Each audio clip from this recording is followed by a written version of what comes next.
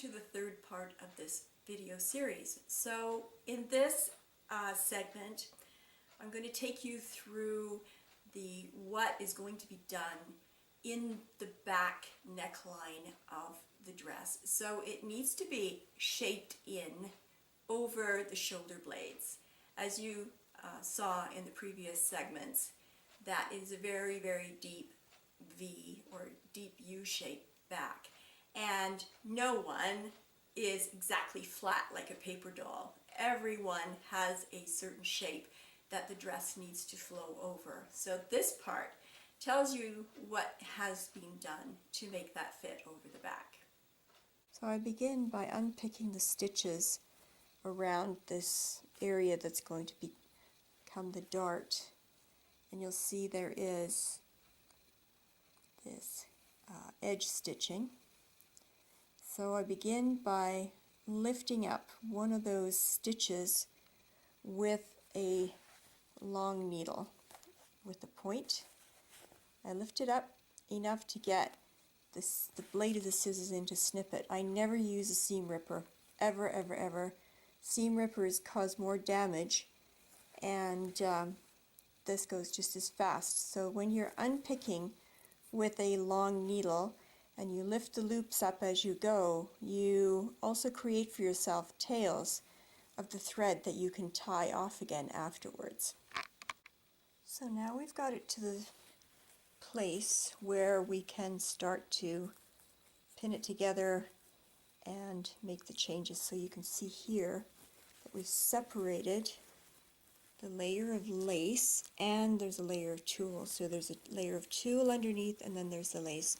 And we've unpicked the lace from the underlay, and the underlay has the satin and the stiffener or the interlining, and here we're going to create the dart, and on the lining we are going to, the two layers of lining, we're also going to create the dart. So when we've got those two darts prepared, then we're going to snip the edge of the lace along the scallop and overlay where to take up the slack so that it doesn't change the pattern. We've done that on both sides, and to unpick the lace from the waistline, here you can see the waistline, we've unpicked the lace and we've unpicked the stitching line here, and removed the lining from the zipper. That took about 2.5 hours to do that. So, and we've saved the lace overlays that had been there previously. We're going to put them back. There's one that's still on. And now we're ready to actually pin the line of the darts and to baste them and then to stitch them. Now when you're sewing any alteration,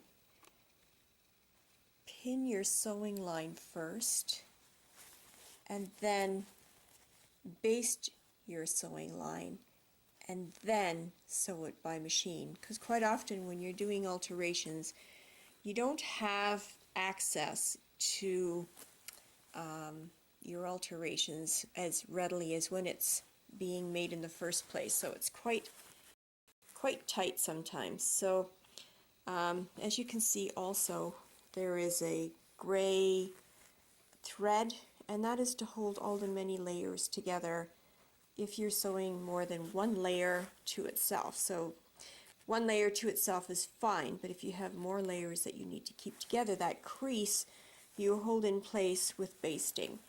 So all of your stitching lines that you need to restitch, first of all you're going to pin them, and then you're going to baste them by hand. You can see where the basting stitches are. They're a little bit on the inside of the machine stitching line.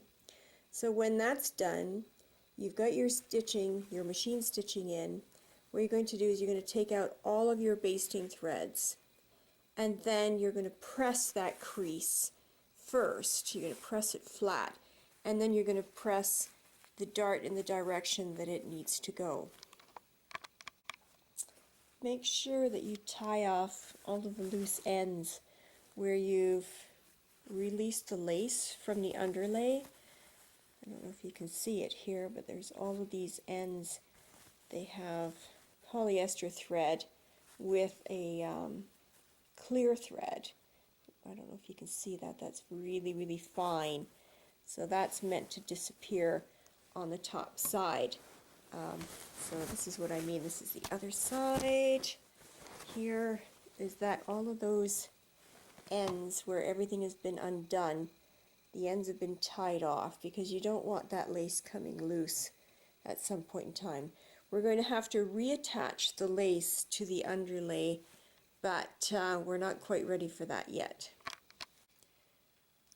Now when you need to do pressing on alterations, you can see there's not much room available to put any kind of ironing board or anything in between. So you can use your ham, and this is a long one. It's made for sleeves, but it works really well for doing short darts. Now we've got it flat. Now we have to press it in one direction, and you can't even get this up that opening. So the tools that we've made in the past, such as this seam presser or this tiny little ham that we've made, will easily go in behind, and we can press the dart up in the direction that it needs to go.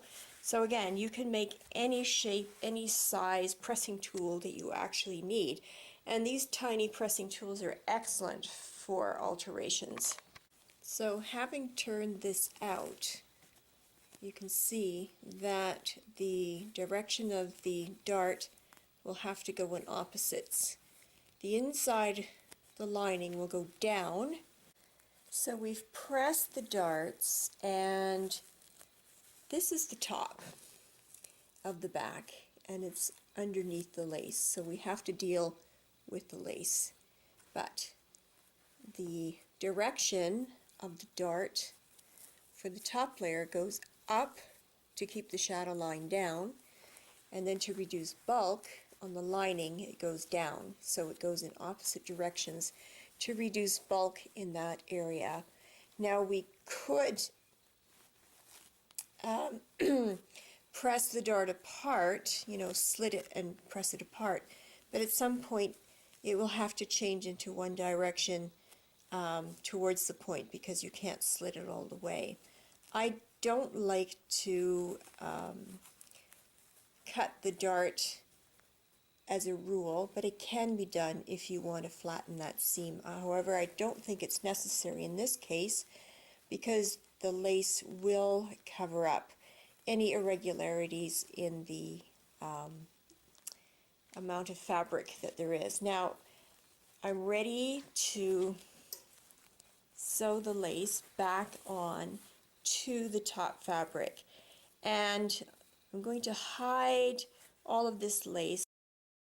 Rather than cutting the scallop top, I'm going to cut the scallop at the bottom and hide the excess fabric underneath. I think it maintains the overall pattern of the lace a little bit better. And normally, well, it depends on the type of lace that you use. I was going to say normally we use silk thread, a very fine silk thread, for lace that is cotton and rayon or silk lace. But since this is all polyester, and the thread that they've used on the top is invisible thread and underneath is polyester, I'm going to go ahead and use this invisible thread. Gutermann, it's made by Gutermann, and it is invisible. It does say it here, so there it is, invisible thread. And I'm going to use it by hand. I don't like to, I'll keep it consistent with what's already on the dress so that none of the overlace, none of the stitching will, it'll keep it consistent with the rest of the dress. So now I'm just about finished sewing the lace back on. So I've secured it all along the edge. These are the two half backs. This edge, and I've secured it here and along this line here. Then I cut between the pattern and pulled the top over so that you can, here, just let me undo this so you can kind of see how much. I can do it again. So that is the pattern where it was snipped and overlapped, and when we have it sewn back on, then it's an invisible shaping in the lace.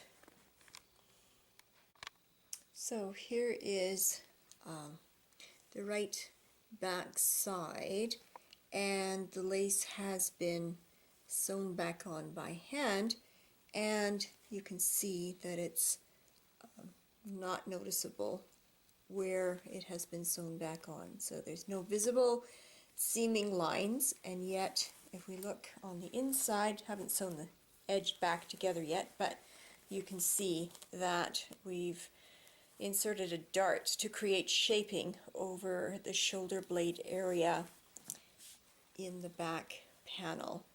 And the reason we had to do that is because it was gaping over her back.